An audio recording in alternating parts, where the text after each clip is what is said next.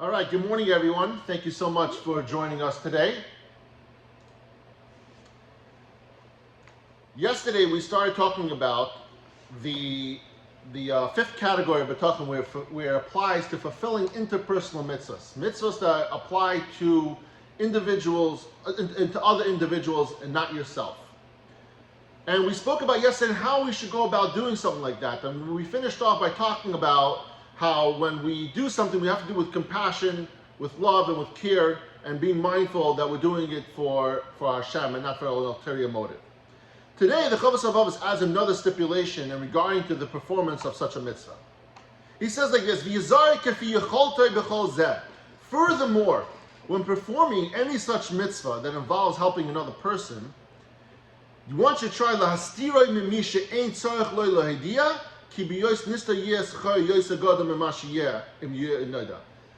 he should be careful and mindful that he shouldn't let other people know about this mitzvah. Now he says over here, what does that mean? Yesterday, remember we spoke, and I thought we touched on this, is that people like to do a mitzvah nister, that you shouldn't let the recipient know that you're doing it. It makes them feel more bakavadik. He says over here, not only that, which is a big part of it, but also to let the public know. To say to your friends, say, hey, you know what I did today? I did such and such a mitzvah. He says the reason for that is like this. Whenever we take recognition in this world for a mitzvah, that chips away at the idea that we're doing it l'shem shamayim. And it's not taking away the concept that you're doing a mitzvah. Let's not misconstrue that. But what it does is, it chips away a little bit of the olam haba, at your 613M, and the more you look for recognition, the more you're falling into the part where you're getting into, I'm doing this for an ulterior motive. But the point that he's trying to make over here is that if you do it fully l'shem shamayim, you get full schar on this world and the other world, and if you take a little recognition for it, it starts chipping away a little bit at your olam haba. Now, he says further, and when one performs a mitzvah that cannot be concealed from others, there are sometimes that's going to happen. He should remember that the fundamental principle of what we mentioned previously, which is, we mentioned a few times already over the last few weeks, that it's not you that's making it happen. So when you look for recognition from someone, say, I know you, remember, I'm the one who helped you. What did we learn? We learned that it's not us that is making that happen. We are a shaliach. And we're going to learn over here in just a minute what that means to be a shaliach. But we have to remember that we're shaliach, and we're not the ones that are making it happen. So by you going over to someone and saying, oh, you owe me recognition for making this happen, you're wrong. Because that person has it coming to them regardless of whether you were going to do it or not. Hashem decreed already that person should get that tzedakah, that favor, that mitzvah. You're just a shaliach. And we're going to see in a minute how you are lucky to be that shaliach. So he says over here that concealing one's good deed, the Torah Levana writes that the idea of one should do that comes from a pasuk. It says, we say every morning by Shachris that someone should be a God-fearing person in private. There are people that added B'Seiser B'Galu. Why do we ask about Galu? Because if you say just B'Seiser, then one might misconstrue and think that you only have to be a God-fearing person only in private, and then in public you don't have to be God-fearing. So you say B'Seiser B'Galu. So there are, however, situations in which a person does, like we mentioned, does a mitzvah that requires the idea that other people should know about it. Where does it say that? For instance, an overall example would be if it's going to encourage other people to do just like you.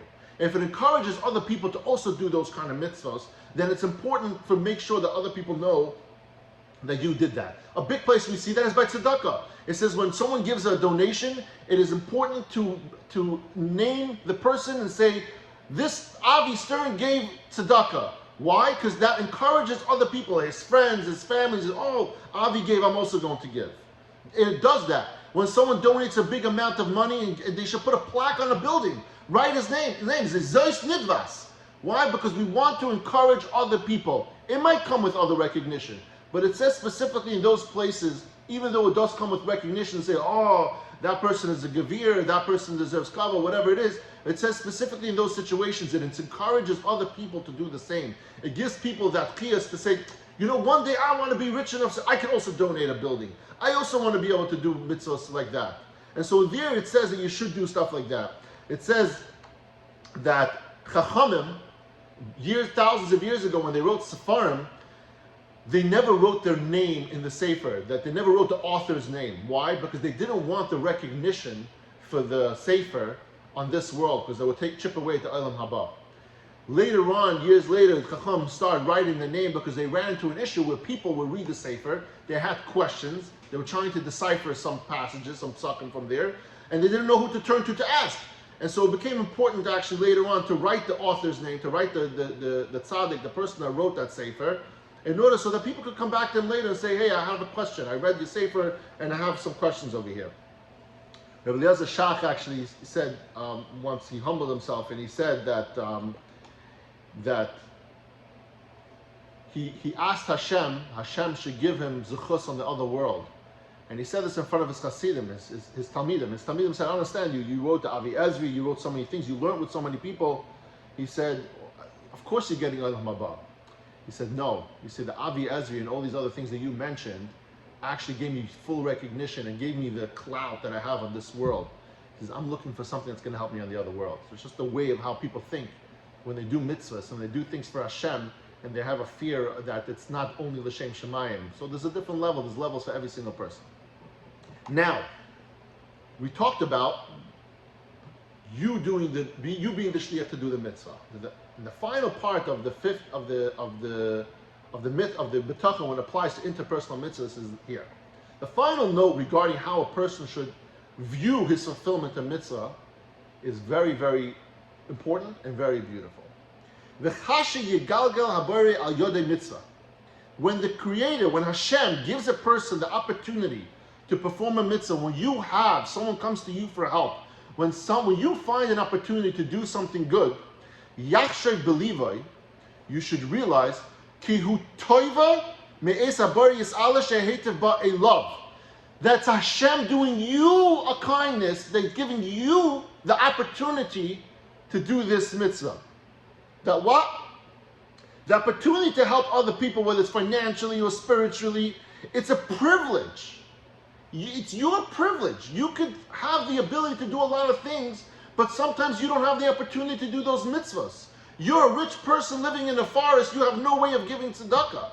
So it's a privilege for you to do these things. And so when you start thinking of every single time you come across an opportunity to do something good, to do a mitzvah, as your privilege, Hashem is giving you an opportunity, and He's doing it out of the kindness of His heart, is giving it to you, you start viewing all these mitzvahs so much more different. You stray away from thinking about them with ulterior motives, because every single time the opportunity comes your way, you're so excited, so happy. The same way the person who's looking for the help, the person who needs the tzedakah, the person who needs the spiritual, emotional motivation from somebody else, someone should talk to him. And that person yearns for that. The same way you're going to start yearning for those mitzvahs, and you're going to start appreciating them and keeping them more l'shem shemayim than it is going to be anything else for your kavod. For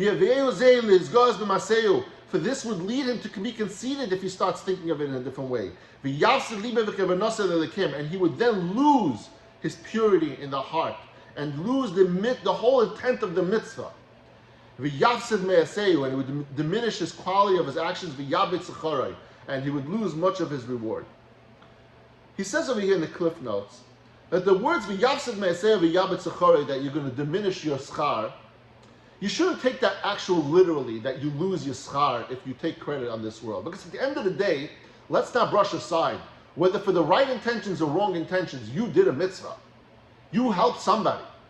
You made it happen. That person is in a better place today because you did something. Whether you wanted recognition for it or not, you did a mitzvah. So one who does a good deed, he's still doing a mitzvah. What the Rav Av is mentioning over here is that there's a little extra credit that Hashem puts away for people, that when they do those mitzvahs purely l'shem shemayim, that they get a little extra credit on this world.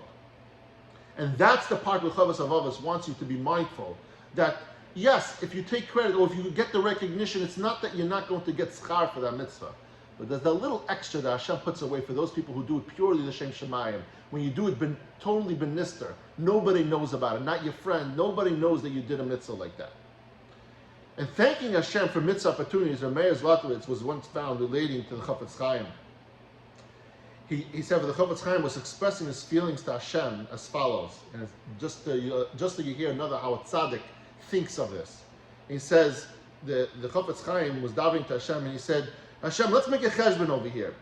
I wrote, you have granted me the merit, the author of works such as Chafetz Chaim, Mishnah Berurah, Likutei Halachos, the Kedoshim, and so many other things. I, however, have accomplished nothing on your behalf. He asked Hashem, please give me the opportunity one day to do something that's purely l'shem shamayim.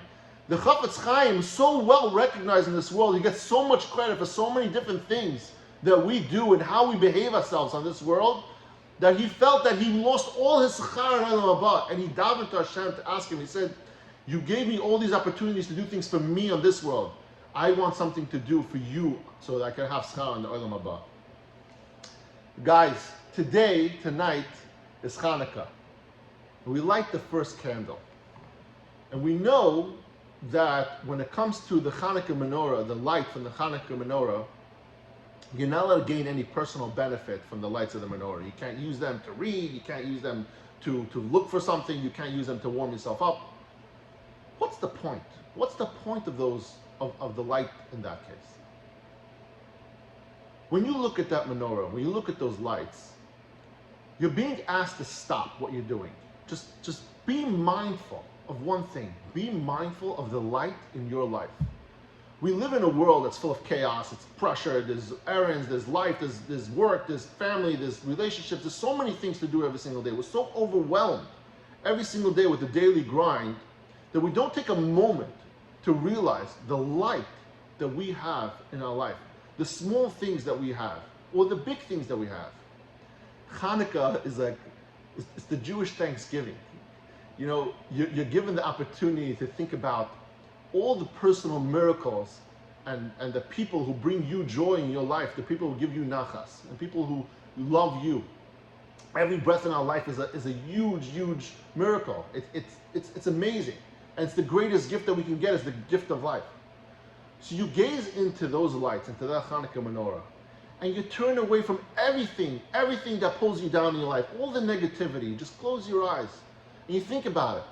And you just allow the dancing flames of the Hanukkah menorah to just lift you up. So this Hanukkah, contemplate the lights of the menorah. See everything that is good in your life. Say thank you Hashem for everything that you have. Celebrate everything that He's given you. And stop harping on the things that you think you are missing in your life. Journey from a place of darkness to a place of joy. And live a life filled with gratitude, because we know that a grateful person is a happy person.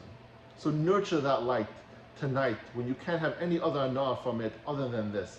Think about all these different things. I want to wish all of you a beautiful, happy Hanukkah.